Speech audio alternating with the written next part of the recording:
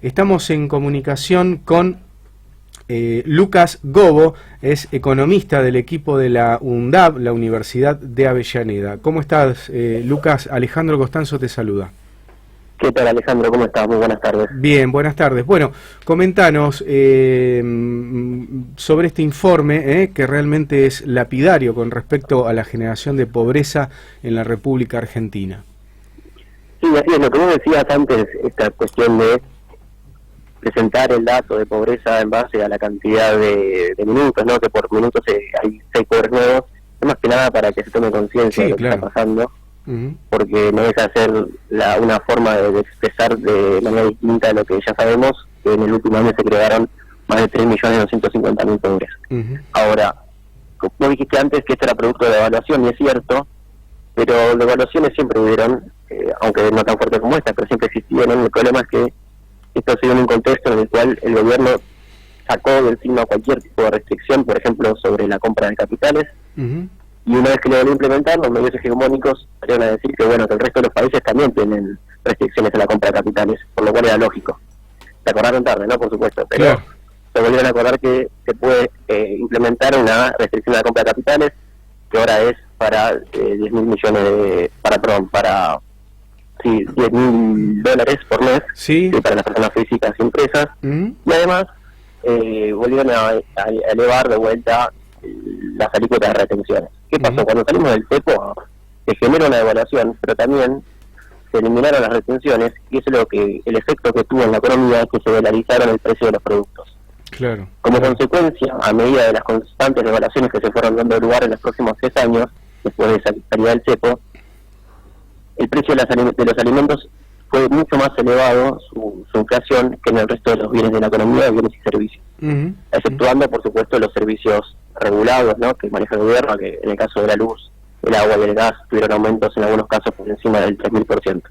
Pero sacando eso de encima, tenemos que los alimentos fueron los bienes que más aumentaron. ¿A qué se debe? Justamente lo que te mencionaba, que además de las devaluaciones, decidieron desregularizar el mercado de capitales y eliminar las retenciones, por lo que se dolarizó el conjunto de la economía. Y hoy tenés una economía en la que la base monetaria no hay emisión, la base monetaria se mantiene constante, y a pesar de eso, la inflación sigue subiendo. Y este año, por momentos, llegó a tener una inflación interanual casi del 60%. En el caso de los alimentos lo superó.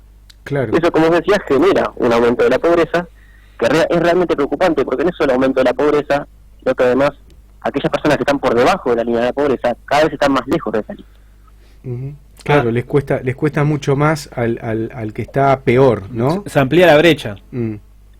Exactamente, ese es el término, se amplía la brecha. Para que te des una idea, en el segundo semestre de 2016, el promedio de familias que estaba por debajo de la línea de pobreza necesitaba un 70% más de sus ingresos para salir de la pobreza.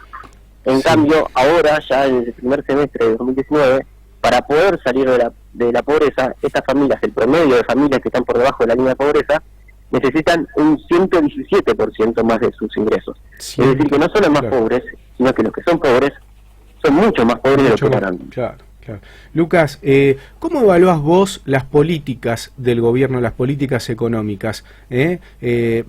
A ver, una cosa es querer hacer algo y que te salga mal, pero acá hay negligencia, hay impericia, hay voluntad de querer hacer esto. ¿Cómo lo evaluás vos? Bueno, esa es la discusión eterna, ¿no? Si acá hay una cuestión de intencionalidad o un fracaso. Yo soy más de la idea, primero que hay un poco de cada cosa, pero si tengo que elegir una de las dos, yo elegiría un saqueo exitoso, ¿sí? ¿Por qué? Hoy estamos en una realidad en la que la Argentina, el próximo gobierno va a tener que afrontar vencimientos de deuda entre capital e intereses por más de 200.000 millones de dólares. Y hoy, además, también tenemos un Banco Central que ya tiene reservas por 48.000 millones de dólares, pero que esas son las reservas brutas. La realidad es que hoy el Banco Central no puede afrontar los vencimientos ni de deuda en pesos ni de deuda en dólares. Por eso está tomando las medidas que tomó en el último tiempo. Ahora, ¿esto qué significa? Que las políticas que tomó adelante este gobierno en el último tiempo, como por ejemplo endeudarse con el FMI por 57.000 millones de dólares, pateó más para adelante la pelota, generando la garantía para aquellos inversores extranjeros de que se pueden llevar los dólares que trajeron al país e incrementaron su capital a través de la timba financiera para afuera sin tener grandes costos. Y el FMI, por supuesto, que fue cómplice de eso, prestándonos el dinero sin poniendo ningún tipo de restricción a la fuga de capitales. Claro. Y hoy ya alcanzaste en estos 3 años y medio o un poco más un total de fuga de capitales superior a los 84.000 millones de dólares. Casi la totalidad de los préstamos que pedimos al exterior. Y también sí. No, digo, la última medida, no sé si avalada por el Fondo Monetario, es que toma de esas 48.000 millones de reservas que en realidad de todo eso tengo entendido que si puede tocar serán 10.000 millones. No, menos. O menos, pero hay otros 7.000 millones que no podía tocar y que era una reserva del Fondo Monetario que las está empezando a consumir ahora, ¿es así? Es así, mira, en junio de 2018 el FMI desembolsó 15.000 millones de dólares. De esos 15.000 millones de dólares, 7.500 eran para afrontar los vencimientos corrientes que tenía el gobierno, y gastos corrientes en general, y otros 7.500 millones de dólares era, como vos decís, para solamente engrosar las reservas del Banco Central, pero no se podían tocar. Al menos esto se decía en su momento, supuestamente no se podían tocar. Ahora, hace un par de semanas, que Hernán Lacunza viajó a Washington y tuvo una reunión con la gente del FMI, aparentemente los habría habilitado para poder utilizar estos 7.500 millones de dólares en reservas, y de ese total ya usaron 1.900 millones de dólares para cubrir vencimientos de deuda en el último tiempo. De vuelta, están garantizando la fuga de capitales y los pagos de vencimiento de deuda, en vez de solucionar el problema de fondo, con el préstamo necesario del FMI, que en su momento el país va a tener que pagar, va a tener que afrontar esos vencimientos, y no vamos a tener dinero con que hacerlo. Ya hoy no lo tenemos, y si se sigue en este camino, la situación va a ser mucho más grave. Lucas, ¿qué tal? Adrián González te saluda. Con este panorama de saqueo, como lo definiste, y teniendo en cuenta que los números de la pobreza van a aumentar indefectiblemente a fin de año, ¿cómo se sale el año que viene? ¿Va a haber un proceso de estancamiento? ¿Va a costar, digamos, que se reactive la economía? ¿Qué panorama avisorás para el año próximo? Teniendo en cuenta que no gane este mismo gobierno, que implicaría la continuidad de este modelo. Sí, yo creo que ese panorama no es posible. No soy analista político, pero creo que no es posible que este modelo pueda continuar. Más allá de eso, creo que está todo dado como para que haya un cambio de color político en el gobierno nacional. Sí. Más allá de eso, yo considero que el año que viene las posibilidades de que el país pueda salir adelante son muchas, pero que sin duda va a costar. Y que no va a ser un año en el que ocurra un gran milagro y el país vuelva a crecer a tasas chinas. No creo que esa sea la situación en la que no vamos a poder vivir. Claro. Pero sí creo que es posible a través de un cambio de modelo y un cambio de perspectiva, que el país vuelva a crecer y se vuelva a desarrollar, siempre teniendo en vista la situación de los más vulnerables, que como hablábamos antes, es muy grave.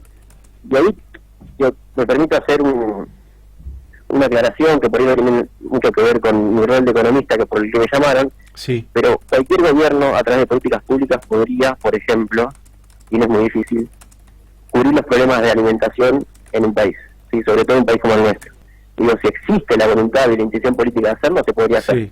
Hoy no se está haciendo y hay chicos que se mueren de hambre porque el gobierno así lo desea. Eso es así de simple. Después podemos discutir si el país va a poder salir adelante, si vamos a poder frenar la inflación, si la industria se va a poder desarrollar. Ahora, que un gobierno que tiene más de 1 billón de pesos en presupuesto no puede alimentar a los chicos que se mueren de hambre en el país, es decisión política. Sí, claro, sin dudas, de eso no cabe dudas. En este sentido entiendo que viste bien la presentación del Plan Argentina contra el Hambre que hizo el espacio de Alberto Fernández con Daniel Arroyo a la cabeza, eso lo viste bien. Exacto. Bueno. Sí, lo hizo ayer en una gran amiga el candidato a presidente, Alberto Fernández, y es una realidad, inclusive la verdad en su discurso, es imposible que en un país como este que produce alimentos, que ya parece un cliché, pero es una realidad, produce alimentos para 400 millones de personas, haya gente que pasa hambre. Y a ver, políticas para estabilizar la economía y para después lograr un desarrollo, hay un montón de propuestas, pero lo primero que hay que hacer sin duda es volver a ponerle alimento en el plato de los argentinos que hoy están pasando mal. Y una vez que se hace eso, se avanza con todo el resto. Claro. Lucas, te Te agradecemos mucho la comunicación, te la debo aquí en Realpolitik. Hasta otro momento. Por favor. Gracias a ustedes. Hasta luego. Chao, hasta luego. Lucas Gobo, economista del equipo de la Universidad de Avellaneda, la UNDAV, bueno, habló sobre estos datos catastróficos de los pobres que tenemos en la República Argentina en este último año. 6 pobres por minuto, una locura. Bueno, corte.